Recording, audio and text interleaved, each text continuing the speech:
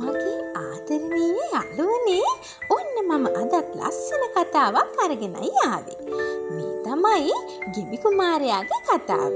ඉතින් මේ ලස්සන කතාව අපි අහලා බලමුකෝ.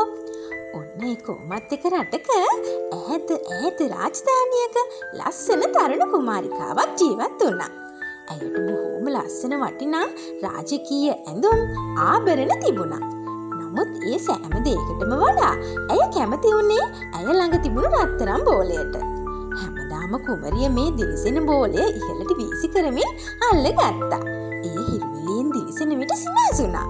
සෙල්ලම් කිරීමට ඇගේ ප්‍රියතම තැන උනේ වනාන්තරයේ ගල්ලිඳ. මගේ රන් බෝලය! මගේ කදිම රන් බෝලය! මෙන්න මේ විදිහට එක දවසක් කුමරිය සෙල්ලම් කරමින් ඉන්න අතරතුර අනිත් දවස්වලටත් වඩා ඇගේ බෝලය ඉහළට වීසි කළා. අයියෝ, ඇයට අල්ලගන්න බැරි වුණා. බෝලය ලිස්සලා ගිහින් අඳුරු ගැඹුරු ලිඳට වැටුණා.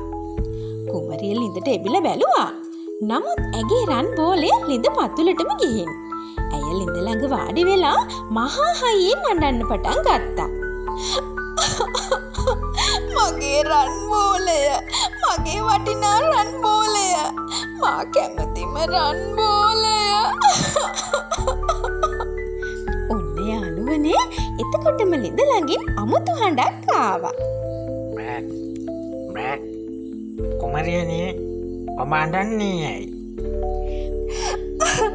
මගේ වටිනා රන් බෝලය මේ ලිඳ තුලට වැටුණා.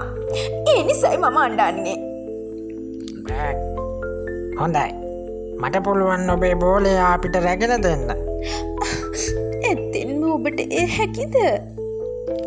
ඔව්, මට පුළුවන්. බ්‍රැක්, ඒත් මට ඔබ පොරොන්දුවක් විය යුතුයි. ඒ කුමක්ද? බ්‍රැක්, ඔබ මගේ මිතුරියක් විය යුතුයි. මට ඔබේ පිඟානෙන් කන්න ඉඩ දිය යුතුයි. ඔබේ කොට්ටේ මත නිදාගන්න ඉඩ දිය යුතුයි. බ්‍රැක්. ඔන්න ඉතින් බෝලය අපිට ගන්න ඕන නිසා කුමරිය ගෙම්බාගේ ඉල්ලීම් වලට බොරුවට කැමති වුණා. ගෙම්බා ඉක්මනින්ම කුමරියට බෝලය අරන් දුන්නා. බෝලය ගත්තු කුමරිය ගෙම්බාගේ මෝඩ ඉල්ලීම් ඉටු කරන්න බැරි නිසා ගෙම්බාට ස්තුති කරලා මාලිගාවට දිව්වා. ඇය හිතුවා ගෙම්බට කවදාවත් ඇයව සොයාගන්න බැරි වේවි කියලා. මෝඩ ගෙම්බා! ගෙම්බෙක්ට පුළුවන් ද මගේ පිඟාන කන්න? අනිත් එක මගේ කොට්ටේ නිදිය ගන්න. ඔන්න යාළුවනේ, එදින සවස රාජකීය භෝජන ශාලාවේ දොරට කවුරුන් හෝ තට්ටු කළා. මේ වෙලාවේ හැමෝම හිටියේ රාත්‍රී භෝජනය ගන්න ගමන්. ඔන්න යාළුවනේ, ඇවිත් හිටියේ ගෙම්බා. ගෙම්බව දැකපු කුමරිය බය වෙලා සුදුමැලි වුණා. රජු ඇහැව්වා මේ කවුරුන්ද කියලා. ගෙම්බෙක්? අපේ මාලිගාව ඇතුලේ ගෙම්බෙක් කුමක්ද කරන්නේ? සමාවෙන රජතුමනි, අද උදෑසන ඔබගේ දියණියගේ වටිනා රන් බෝලය මා සිටින ළිඳ තුලට වැටුණා. ඒ වෙලාවේ කුමරිය මට පොරොන්දුවක් දී ඇගේ බෝලය මාලව අරගත්තා. බ්‍රාක්. නමුත් ඇයගේ පොරොන්දුව ඉටු කරේ නෑ. පැනලා ආවා. මම මේ ආවේ ඇය සොයාගෙනයි. කුමරිය, සැබෑවක්ද මේ ගෙම්බා කියන්නේ? එහෙමයි පියාණෙනි. නමුත් ඔහු ඉල්ලන්නේ මහා මෝඩ ඉල්ලීම්. හොඳයි ගෙම්බෝ, නුඹ කුමක්ද කුමරියගෙන් ඉල්ලූ ඉල්ලීම්? ඔන්න මේ වෙලාවේ ගෙම්බා ඔහුගේ සියලු ඉල්ලීම් රජතුමාට දැන්නුවා. රජතුමා මේ ගැන බොහෝම සාවධානව අහගෙන හිටියා. මේ රජතුමා බොහෝම දැඩි බුද්ධිමත් කෙනෙක්. ඔහු දියණිය දෙස බැලුවා. බලලා මේ විදිහට කිව්වා. දියණිය, පොරොන්දුවක් යනු පොරොන්දුවක්. ඔබ ඔබේ වචනේ ඉටු කළ යුතුයි. හොඳයි පියාණෙනි. වෙන විකල්පයක් නැති නිසා කුමරිය ඊට එකඟ වුණා. ඊට පස්සේ ගෙම්බා ඇගේ රත්තරන් පිඟානෙන් ඇයත් සමග ආහාර ගත්තා. ඇය කේන්තියෙන් හිටියත් පියාට බයෙන් කිසිවක් කිව්වේ නැහැ. ඊට පස්සේ ගෙම්බා කුමරියගේ නිදන කාමරේ ඇගේ කොට්ටේ උඩ නිදාගන්න ඉල්ලුවා. ඇය ඊට අකමැති වුණත් රජතුමාගේ අනට කීකරුව ඇය ඊට එකඟ වුණා.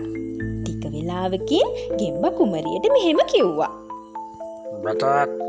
කුමරියනේ, මගේ අවසාන කැමැත්තත් ඉටු කරන්න. ඊට පස්සේ මම ඔබට කරදරයක් නොකර යන්නම්. කුමක්ද ඒ ඔබගේ අවසාන ඉල්ලීම? කුමරියනි, ඔබ මට ඔබෙන් හාදුවක් දෙන්න ඕන. ඊට පස්සේ මම යන්නම්. කුමක්ද? නුඹ වගේ කැත ගඳ ගෙම්බෙක්ට මම හාදුවක් දෙන්න? නෑ, එය කොහොමවත් කරන්න බෑ. බෑ. හොඳයි. එහෙනම් මම ඔබේ පියාට කියන්න. ඔහෝ, නුඹ නම් මහ කරදරකාර ගෙම්බෙක්. හොඳයි, මම නුඹට හාදුවක් දෙන්නම්. ඉන්පසු නුඹ මේ මාලිගාවෙන් පිට වී යා යුතුයි. ඔන්න යාළුවනේ, පිළිකුලෙන් උනත් කුමරිය අන්තිමේ ගෙම්බට හාදුවක් දුන්නා. ඔන්න ඉතින් එකපාරටම ගෙම්බා ලස්සන කුමාරයෙක් බවට පත් වෙනවා. ඊට පස්සේ ඔහු කුමරියටයි රජුටයි පැහැදිලි කරනවා නපුරු මායාකාරියක් නිසා ඔහුට ගෙම්බෙක් වෙන්න සිද්ධ වුණා කියලා. ඊට පස්සේ ඔවුන් දෙදෙනා ආදරයෙන් පැඳෙනවා. ටික දවසකින් ඔවුන් දෙදෙනාගේ විවාහ උත්සවය මහා ඉහළින් ගන්නවා. දැක්ක නේද යාළුවනේ, කෙනෙකුගේ ලස්සන පිටින් බලලා තීරණය කරන්න බෑ. ඒ වගේම ඒ සුන්දරත්වය තියෙන්නේ කෙනෙකුගේ හදවතේ වෙන්නත් පුළුවන්. එහෙනම් තවත් දවසක ලස්සන කතාවකින් හමු වෙනතුරු යාළුවෝ හැමෝටම සුබ දවසක්.